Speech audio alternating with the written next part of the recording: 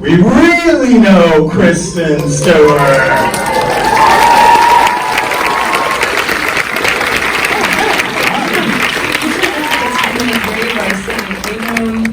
I guess I lost track. I'm so fucking sorry. Was it like 3 minutes? 3.5. Okay. You know, but I told. Hi, take your time. Relax. You good? I'm fully relaxed. Cool. It's just like, It's sorry. Sunday. I was just asking if they liked the movie. Did you like the movie? I was starting to say, until you interrupted me, what's amazing is you're Kristen Stewart, but you're completely transformed. My husband and I were watching it, and he said, we didn't see you. We did not see you. You became Princess Diana. It's pretty incredible. So Pablo Lorraine calls you and says, so I got this movie, Princess Diana, and you're like, so you're thinking of playing her. And what do you say to him when he says, I want you to play Princess Diana? Not no. No, I didn't have like the most developed relationship with her story. I've always admired her from afar, but really from a sort of like amorphous, unarticulated place. And I love Pablo's work, and he was so positive about it. And I've said this a million times, but that doesn't mean anyone knows that. But I was like, yeah, you know, when someone like that tells you that they are on a track, usually that winds up somewhere worthwhile and truthful. And when he described the prospective 3 days that we were going to examine and kind of fall into, I thought it was such a cool way of approaching the thing. You know what I mean? Like it wasn't all the stuff that we know, but all the things that I learned in the research actually wound up being so substantiated in the script in a way that was like more like a shadow of a feeling versus like hanging a lantern on all of the things that we know. And considering she's like a extremely famous person that people think they know a lot about, I just was like, it's so interesting to examine the moments in between where she's alone.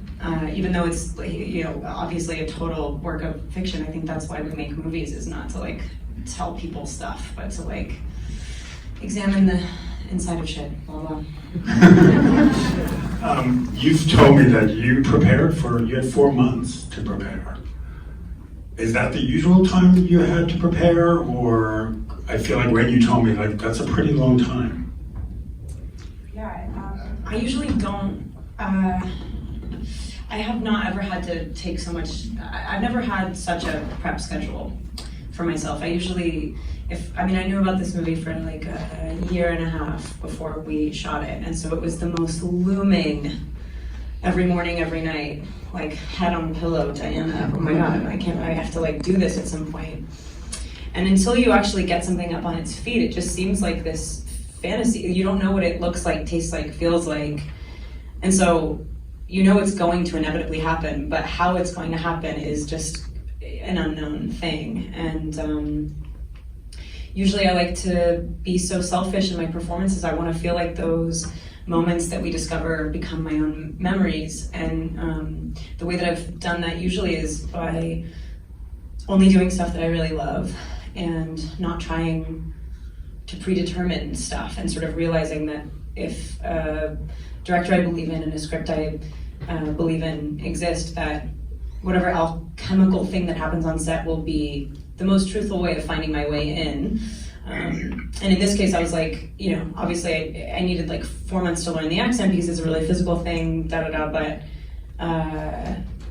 it's really fun to do the work. It's really fun to indulge in process and realize that like maybe the first sort of knee-jerk reaction is interesting, but how cool to have like the balls to, if you don't get the first knee-jerk reaction performance thing, dipping back in to fantasy, which is what actors do, is we tap into our imaginations, numerous times actually yields much deeper stuff. Like if you feel like you've lost it, like if you feel like, oh man, at the first take we didn't get it, if you have to force yourself back into a moment, you inevitably find just like stuff that you, basically what I'm saying is,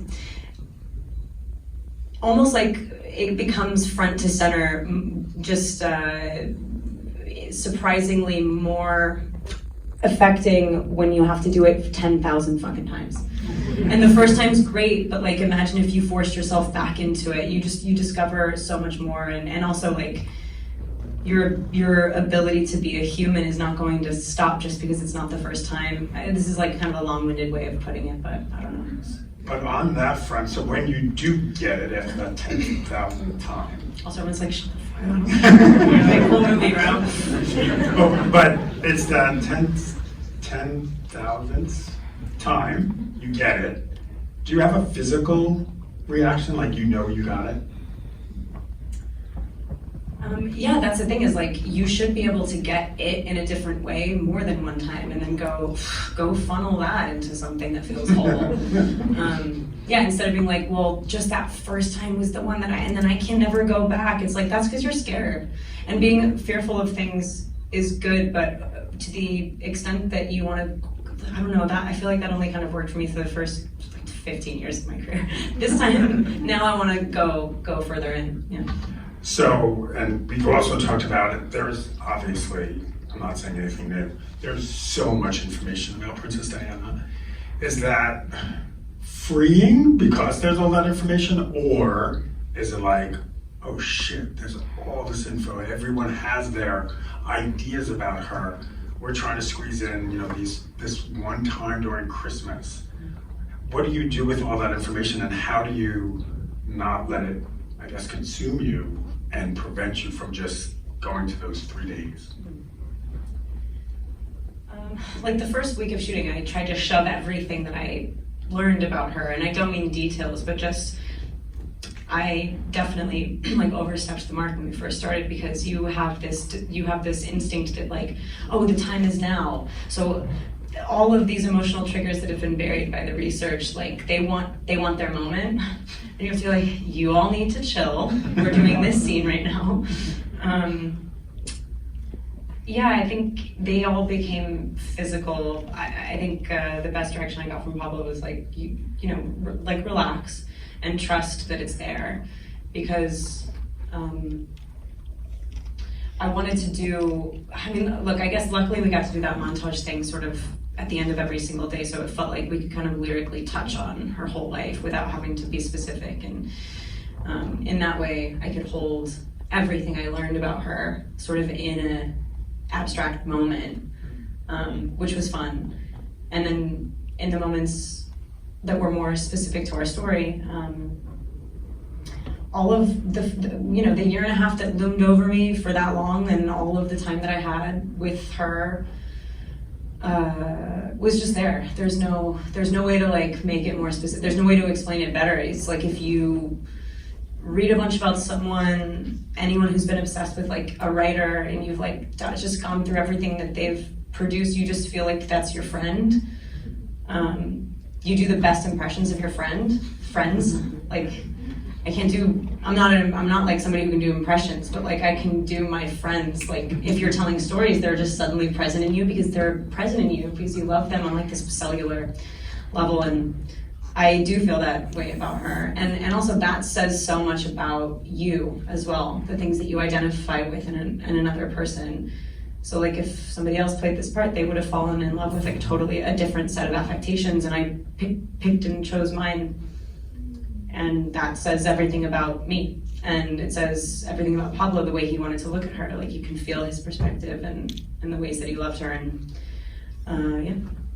What was more surreal, putting on a tiara or the wedding dress? No, yeah, equals, yeah. Because even when I saw you with the tiara, I literally, I don't know, the wedding dress I expected, I guess, because it's so obviously iconic, but the tiara, I literally went, huh? And you were wearing a tiara. Yeah, I know, Mark was like, this is not the girl I know. Yeah, I think the first time I put on a tiara, I don't even like saying that word. Is it a crown? Like a mini crown? A crownette? I don't know, I should know that, I'm not sure. we did photos with him first, and it was for the first time I talked to him was in like the little Roadhouse Cafe, and there's a picture. I don't think it's actually in the movie ultimately, but the chick that becomes gobsmacked when I first walk in and say like, where the fuck am I? There's a picture of Princess Diana on the wall, and I don't think you see it in the movie, but we had to take that photo, and that was the first time I wore the tiara, and it was all just for that one picture, and I thought it was gonna be super heavily featured in the movie, and so I was like, we need to get this right. I made him take like 5,000 of these pictures, and I was like, dude, I look fucking orange, and my neck looks like bulging, massive. I was like, there were so many things about this thing, like, because we actually didn't do any perfect impressions, like, I couldn't cross-reference any of our work with anything, but this one picture that luckily didn't make it in the movie. I was like, I've seen this picture, it needs to be perfect. And if you look at side-by-sides, it's not like we look alike. So for that, I was like so pissy about it. And he was like, it doesn't matter, Chris. Because it's not in the movie in the end. Has Kentucky Fried Chicken called for an endorsement too? I've heard that they made like a sweatshirt or something with, her sweatshirt sweater that has the black sheep or lamb or whatever. And they made one with a little like chicken that is off, not in the herd. I need that. I haven't seen it. I heard about it, but that's really funny. And why Kentucky? I mean, this might not be a question for you, but why Kentucky Fried Chicken? We all expected like it's going to be McDonald's, it's going to be Burger King, and it was KFC. I didn't even know they had that in the UK. So I feel like this doesn't matter, whatever. But I feel like it was McDonald's, and then KFC hooked us up. With a big bucket. But if you've spent any time in the UK, they're obsessed with that shit. Like I like more so than here. I feel like they have a thing about KFC. In Mexico they do, because my husband's Mexican and I know like KFC Really? is major in Mexico. Yeah. Well, I have a few friends that have like this, like the resounding sound of like, we need to go get a Zinger burger. I don't know what that is, but for sure. Yeah, no, KFC's like, I think it's better there actually, because they maybe have different regulations. Our stuff doesn't exist. They have, yeah. And also, when you grew up, did you hear about like the rumor, the urban legend of the chickens having like 3 breasts? Yeah. I don't think they do that in the UK, so we were all. By the way, anything that she says is not endorsed by Neon, it is her personal. Yeah, I've been doing this for too long now. They need to just get the hook at this point. Be like, we need to just take her away. The movie's it's gonna do okay. What was it like when you knew you got the voice down? Because the voice is spectacular. Again, we've heard other actors do the voice, and like what you were saying, each one of you have tapped into something else. Yeah. Did you ever, this is the second part of the question, did you ever go off set and use it? No. I mean, a little bit, like if I was like joking. My best friend did such a good, oh man, fuck CJ, what was Susie saying constantly? She'd always be like, yes, no, maybe, depending on lots of things. And like constantly, but I'd be like, dude, I have to do this scene at some point. You have to stop doing this. It just became like kind of a joke. And also like wandering around the ground. It's like all that shit. You did that really good. I did it well, yeah. But when did you know you got the voice? Because I'm sure, it's not the first time out, all of a sudden you're like, I got it. I had to kind of just trust. I can hear my voice within my own body, but I don't know how that comes off, and like I consider my ear to be kind of attuned to things, but I had to completely trust my coach. I mean, like when we first started day 1, I was like, we can't work anymore. Am I ready? Do you know what I mean? Like, what, does it sound good to you? And he was like, absolutely. And it got better as we shot. And so like, I know that he was just saying that to sort of give me confidence, and because we were starting to shoot, so there was really not much more he could do. Like, what is he gonna do? Be like, actually, you're not there. It's like, well, we are shooting, so. So let's open it up to the audience. Do we have a mic going around? Do I have to Phil Donahue it? No? Okay. There you go. That was very, very, that was a lot of enterprise there. Go ahead. Well, thanks for being here. What was the most challenging scene for you?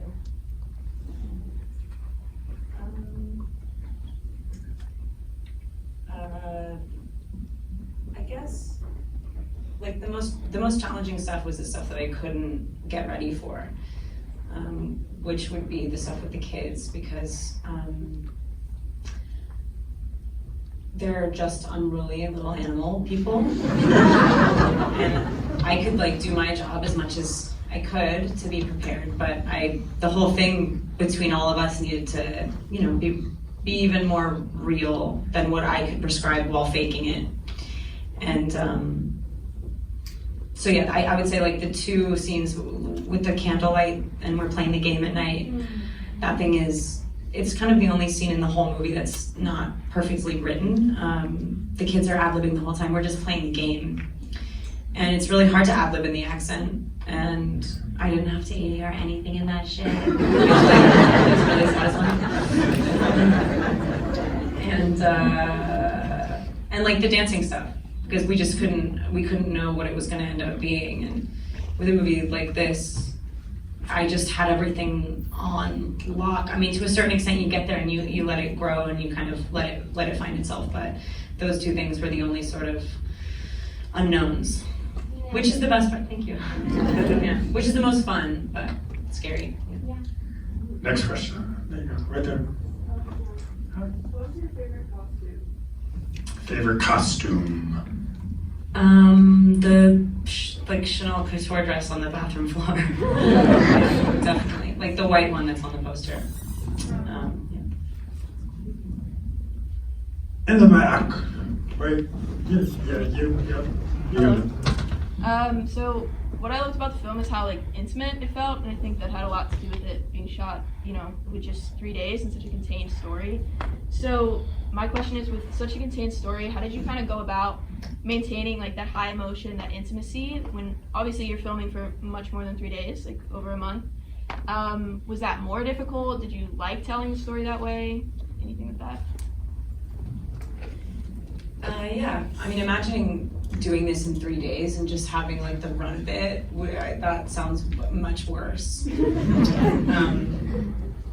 Yeah, and also that's just how you do things. Like that's, we didn't shoot remotely chronologically. Like everything was completely shuffled, and commonly I'm like asked if that's difficult to try and navigate out of order a story that is so sequential, a 3-day period that's so condensed. But if you do a scene from the end of the movie at the beginning of the shoot, while you're also doing something that very day that comes from the beginning, one feeds the other. You just sort of go like, you're able to hold the whole story. I think it's better to not shoot chronologically. It's nice to sort of hold the whole thing. And because of how unspecific the movie is, each line, it's like every single exchange that we have says so much more than what we're actually literally saying. And it was nice to carry the weight of everything the whole time, because it got heavier and heavier as we went. And yes, that's it. Would you ever want to revisit her and play her in some earlier, maybe 3 days before? Pablo and I talk about this all the time. We could shoot this movie forever. I mean, like, I will not be doing that. But as a fantasy, of course. Oh my God, there are so many. The streamers are looking for content. Give the people what they want. Yeah, not happening. No fucking way. Next question right here. Some of my favorite scenes were the scenes you have with Sally Hawkins and that intimacy and freedom. Can you talk about working together with her on these scenes? Yeah, Sally's the best. Like, when I heard that she was going to be doing the movie, I was like, that's... As soon as she walks into the room, you feel like better. And I had never met her before either. I think it's just there are some people that they bring their whole life to their work, and then there are some people that are like incredible character actors and they feel different every time. She does both. She does this thing that just feels like so true, and like every part that I've seen her play, every interview I've seen with her, I have that in my pocket when she comes on screen, when she like walks into a scene and speaks to me, and I love her. And that's just lucky. That's just an embedded relationship right there. Like, and she's so magic. She's such a weird little fairy. Like, that's her. Like, yeah. I mean, she's obviously crafted that beautifully, and it's, you know, it's inspired by the script and all that, whatever. But she, if I were to need someone to come around and help me out like that, when they said it was Sally, I was like, great, cool, job's done. Like, we've got it. Yeah. What about the curtsy? Did you get that right away? Because isn't that like a hard thing to do? People always talk about like the proper way to curtsy, and it's very subtle. Like It's tiny. Yeah. People do too much and then like fall over. Yeah, it's just like a little tiny like head tilt and like one little. It's harder for women. Well, obviously only women do it, but it's just like women who wear heels. That's harder. I can do it though. I got it. I got balance. I can walk that one. Yeah. another question. Sure, right there. Okay, go ahead. I feel so bad. Every person he says yes to, he's saying no to someone. I'm just amazed by how you were able to mirror the way she walked. I feel like her walk was so specific, and I remember it from news footage. And I'm just amazed by how you were able to do the, get that down. Thanks. I just looked at it. Yeah, it's like, there's no key to the yeah, like. Is it literally you're just watching it, you're just like, is a friend watching going, okay, you got it? Or is it again, you get to set and you're just like, okay, I hope Pablo's into the way I'm walking, it's the way she walks.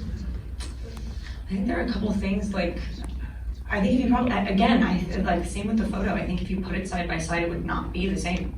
Like, I don't think they're actually exactly the same at all. I just think that there's kind of a